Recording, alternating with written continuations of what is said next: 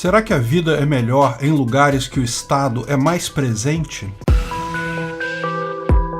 Esse é o Visão Libertária, sua fonte de informações descentralizadas e distribuídas. Aqui no Brasil, existe uma certa veneração aos estados escandinavos. Dinamarca, Suécia, Noruega parecem, para os socialistas brasileiros, exemplos perfeitos de lugares em que o governo funciona. Normal ouvir: vocês libertários brasileiros não acreditam no Estado porque o Estado aqui no Brasil é falho. Mas existem estados que funcionam no mundo. Olha a Noruega. O SUS é um lixo completo, mas existem lugares no mundo que a saúde pública funciona. O Estado brasileiro é uma desgraça porque o brasileiro não sabe votar. Mas lá na Escandinávia tudo funciona às mil maravilhas. Eu cheguei a fazer um vídeo já sobre isso há bastante tempo, chamado Mas e a Suécia? Lá no Ancapsu Classic. E a conclusão final é que não funciona. Pior, deixar coisas importantes como saúde, educação e segurança na mão de políticos é temerário em qualquer lugar. E essa visão de que as coisas funcionam bem em países nórdicos some muito rapidamente quando as pessoas passam a viver nesses países. Ter um governo grande e controlador pode, ao contrário do que muita gente acha, ser um completo pesadelo.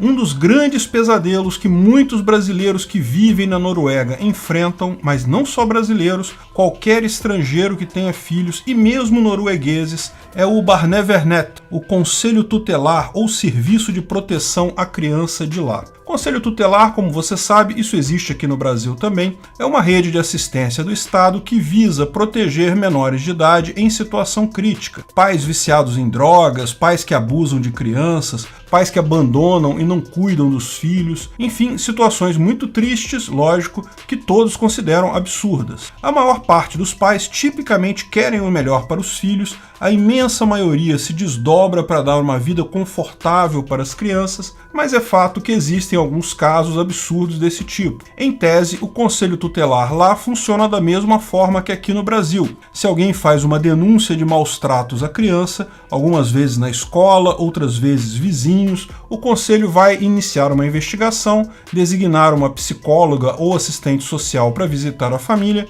e, se comprovar os maus tratos à criança, pode fornecer ajuda à família ou, em último caso, retirar a criança da casa e levar para um lar adotivo. Isso pode ser uma medida temporária ou até definitiva. Isso parece uma coisa boa, certo? Afinal, de fato, é importante evitar que crianças sejam abusadas por seus pais. O problema é que, embora seja uma função importante, como acontece com absolutamente qualquer função designada ao Estado, ela retira direitos dos indivíduos, retira a liberdade dos indivíduos e é imediatamente usada para ganho político das pessoas envolvidas por parte do Estado. Ao invés do Estado buscar de fato a solução do problema, imediatamente os funcionários estatais, assistentes sociais e psicólogos passam a usar esses casos para seu próprio benefício pessoal. Lá, da mesma forma que aqui, ao invés de buscar problemas reais em famílias efetivamente disfuncionais, isso dá muito trabalho, gera riscos à segurança pessoal dos assistentes sociais, esses acabam focando em azucrinar a vida de imigrantes com filhos, pessoas com muitos filhos ou qualquer um com quem não vão com a cara.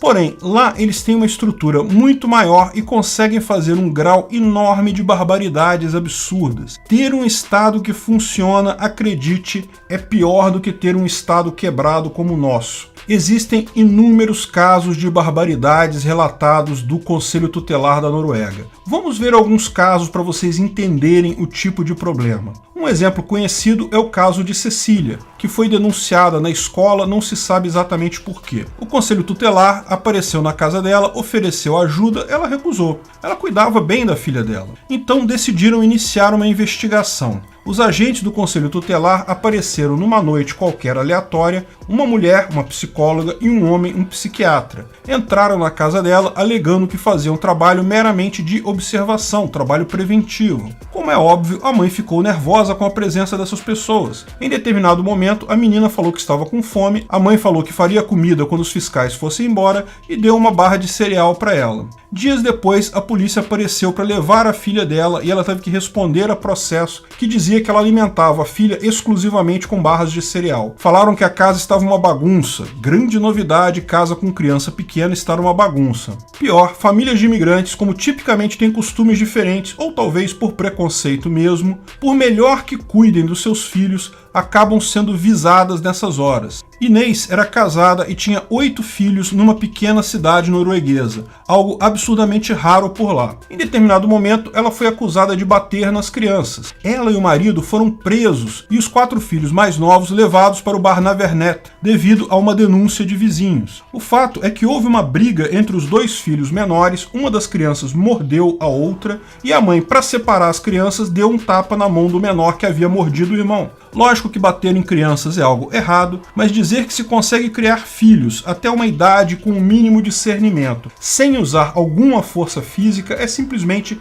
irreal. O caso de Inês foi capitaneado, por acaso, pelo mesmo psiquiatra que tratou o caso de Cecília. Os pais tiveram que se defender de acusações criminais após laudo de vários outros psicólogos e especialistas, onde ficava claramente demonstrado que não havia violência na família, que se tratou de um problema isolado, que nem era violência de fato. Os pais foram absolvidos. 2 dos filhos foram liberados, mas 2 ainda ficaram mais alguns anos em poder do Barnevernet. Descobriu-se depois que a decisão da justiça foi tomada com base em comentários feitos pelo psiquiatra que originalmente processou a família sobre o laudo dos outros psicólogos que não encontraram indícios de violência na família. Por que os agentes do Conselho Tutelar buscam infernizar a vida dessas famílias? Muitos noruegueses têm a sensação que fazem isso exclusivamente para manter seus empregos. O fato é que o Barnevernet é um órgão público enorme na Noruega, e o número de problemas reais lá no país é relativamente baixo, principalmente em cidades menores.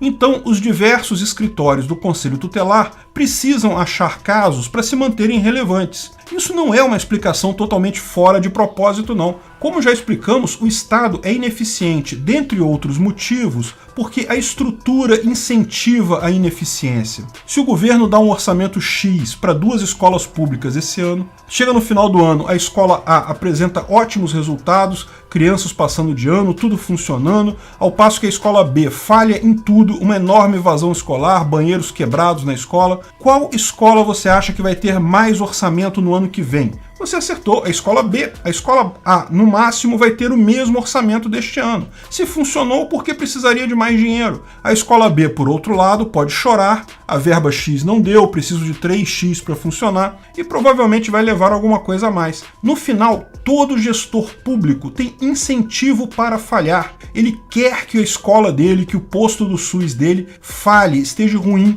porque assim ele consegue ganhar mais dinheiro no ano que vem. Essa lógica aplicada ao Conselho Tutelar exige que o Conselho encontre problemas, mesmo que tenha que achar pelo em casca de ovo. Mas os casos de Cecília e Inês, infelizmente, não foi só isso. Quem dera tivesse sido só a tradicional lambança estatal. Lembra o psiquiatra que escreveu os relatórios em ambos os casos? Bem, ele não era só responsável por esses 2 casos, ele era responsável por centenas de casos de famílias separadas pelo Barnevernet. O nome dele é Joe Eric Bryan. Meses depois, ele estaria no centro de um escândalo. Ele foi encontrado pela polícia com mais de 4.000 imagens pornográficas com crianças até 14 anos de idade, 500 horas de vídeos pornográficos envolvendo adultos fazendo sexo com crianças. Pense nas coisas mais abjetas e absurdas. Pois é, o material ia além do que você pode imaginar. O Estado não tem apenas o incentivo para falhar, ele tem o incentivo para falhar, mas além disso,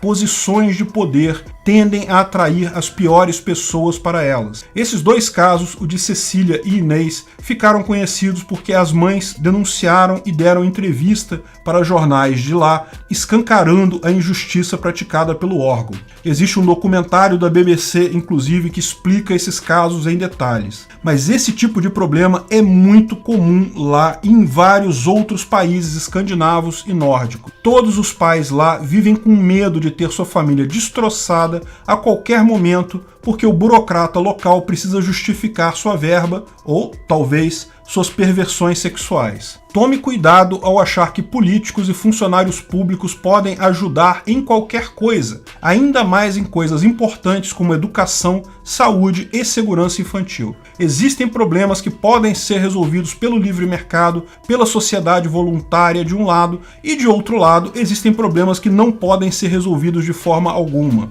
Não existe nenhum problema que possa ser resolvido pelo Estado. O Barnevernet norueguês é a prova clara disso. E cuidado na hora de achar que países escandinavos são exemplos de países que funcionam. Obrigado pela audiência. Esse vídeo foi um oferecimento de armataweb.com, cloud e serviços de data center, 100% de compromisso com a satisfação e privacidade dos clientes. Aceitamos Bitcoin. Veja o link na descrição do vídeo. Se você gostou desse vídeo, clique no like e compartilhe ele em suas redes sociais. Se inscreva no canal para nos ajudar, clicando no botão vermelho abaixo. Se quiser ser avisado de novos vídeos, clique no sininho ao lado. Até a próxima!